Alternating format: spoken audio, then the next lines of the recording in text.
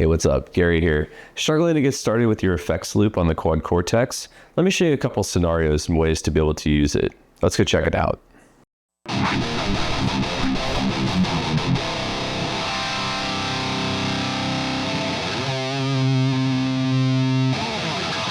So to get started, let's go ahead and walk through the scenario like I usually do in these videos. I like to be able to present you with a scenario of what I was faced with to kind of inspire me to make a video and make some of this happen, okay? So in this case, I am putting together a new bass configuration preset, and I wanted to test a couple of things out with this. So one of them is a new pedal that I have, a DarkGlass Alpha Omega Photon. It's a preamp. It has built-in cab sim. It's basically an all-in-one pedal. You can send directly to house out of the DI port that it has to a mixer, and you're ready to go. Like it's a really, really amazing pedal. This is my first introduction to hardware from DarkGlass. I've only used their Neural DSP plugin so far, of which I've always really been a fan of. And obviously, there's a couple of the cab sim captures and things for those on the Quad Cortex too, which is great. The DarkGlass series in general is just really, really solid hardware, but I'll stop talking as much about that. That doesn't really matter anyways. If you have any preamp pedal, it doesn't matter if it's bass, guitar, whatever, right, that you want to be able to run through. I'm going to give you a couple of options to be able to configure that. My biggest want was not to put any kind of preamp pedal or doing something like that at the input side. I know like this is something where, especially for people transitioning to more digital modelers might get a little confused on where you place these types of pedals, right? Because there's a fair amount of people that would actually put this head in an input chain, right? A signal chain. You'd actually put this right at the input of the amp, right? So you might actually have this type of preamp pedal, literally as the name kind of suggests, right? Sitting there, run your input in, and then your output going to the input of your amplifier, and then starting from there. I don't want to do that. There's a main reason why I don't want to do that with this pedal in particular. And that is, I don't want to have to continue to mess with my IO levels, my global IO levels for input, right? If I go and do that, because I'm gonna have a pushed signal that's got a lot of gain and level in and of itself there. I don't want to cause that problem, right? Of having to constantly go manipulate that. I have it where I want. I rarely have to change it. And you'll notice pretty quickly if you start doing things like that, that you're going to lose a lot of your stability that you would have had switching between presets and doing things, especially if you change up on guitars a lot. I do. I change up on guitars quite frequently depending on what I'm playing. I don't want to have to deal with constantly playing with that input leveling. I have it where I like it. Most guitars, I can work it. If I have to slightly drop it, I can. But I can do that within device blocks. I don't have to do that at the input level versus if I have a preset pedal, a preamp pedal ahead of my input and boosting, right, level and signal, I'm going to have that problem. I'm going to start to have to manipulate that. And I don't want to, because you have signal clipping in the input. That's why you don't want to do that. If you're not familiar with that, by the way, I'll put a link in the description to another video on input leveling that I had cut a couple of weeks back that will help you to understand a little bit more about what I mean by that and why you don't want that to happen. Okay, I digress. So what I want to be able to do with this pedal instead of putting it at the input is use the effects loop. And using the effects loop, this allows for me to send my signal from my guitar to the input of the Quad Cortex, and then immediately branch off with a splitter and mixer, okay, to the effects loop, and then run that signal through the input and output of this pedal that I have, and then be able to send that back through and conjoin it back to the signal chain as it progresses. And I want to have the ability not only to do that, but then I want to be able to turn that effects loop off, bypass it, right? Pass through, if you will, and be able to leverage any other of amp and cab sims and different things that are on the Quad Cortex as well within a scene. So I could toggle it on and off depending on what I'm playing and how I'm making that work. So that was the versatility I was kind of hoping to be able to find. And it's really easy. It wasn't that difficult at all, and it works fantastically. So let's walk through this configuration a little bit, like I mentioned, and then I'll give you a quick demonstration of where we're at. So I'm using Cortex control here. Obviously, you're seeing the front side of my Quad Cortex as well. This is a quick preset I've set up with scenes. It's got 3 different scene configurations on it right now. Let me go to gig view so I can show you. I have them labeled. Like I said, I will be sharing this on Cortex Cloud too, so you can download this to your own and use it however you like, or you can configure it yourself. It's super easy. There really wasn't much time, probably about 5 minutes or so here. So anyways, I have 3 different versions of this scene change. Okay, I have the effects loop enabled. In this case, what I mean by this is effects loop enabled, okay, and the rest of this signal chain disabled. That's what I want to be happening here. Okay, so in this case, you can see from toggling it, sorry, I must have toggled this on earlier. I have everything in the signal chain, okay, turned off on lane 1. Okay, and then on lane 2, we split directly at the input, come down to row 2, okay, and then we have our effects loop enabled. So this has with this effects loop, okay, this is effects loop 1, and on effects loop 1, I have the send going from the back of the Quad Cortex to the input of this pedal, okay, and then from the output of this pedal, I have it going to the return on return 1. So send 1 going to the input of the pedal, and return 1 is leaving the output of the pedal to the return on the effects loop 1.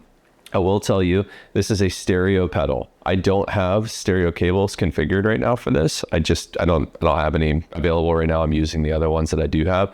So this is going to be right side of right and left side paired stereo.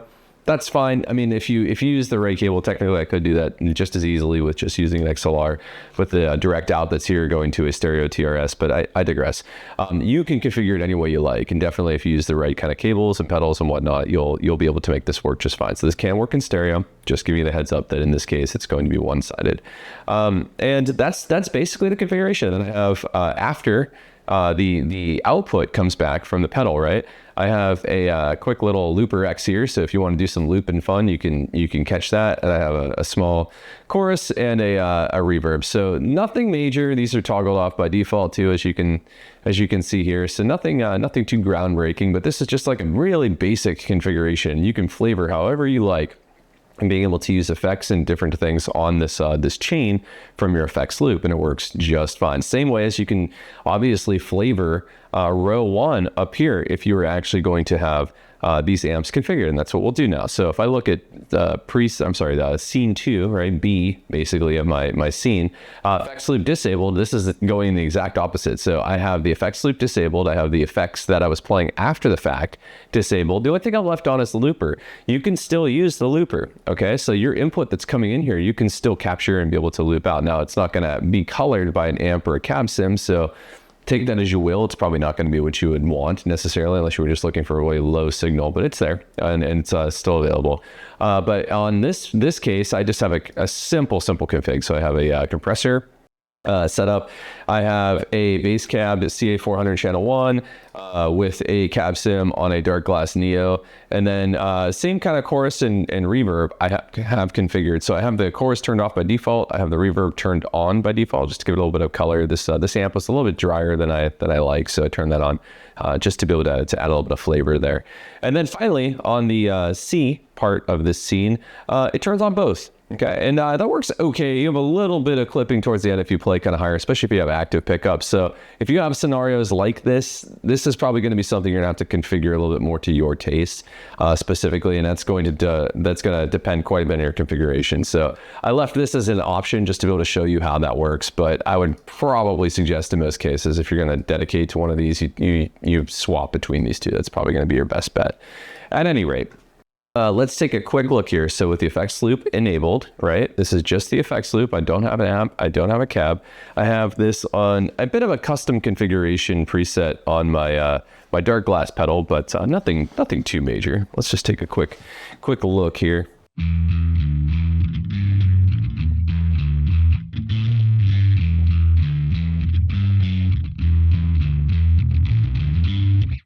So there you go. That's a little bit with the DarkGlass pedal.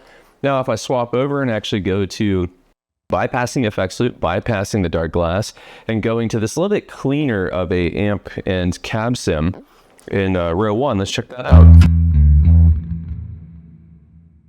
Hear it? Hear the difference? So let's swap back again. Obviously, that's a little bit more distorted, which is exactly what I was kind of going for with that dirty sound. So there you go. That's a little bit of that reverb too. Now, if I turn on both just for grins.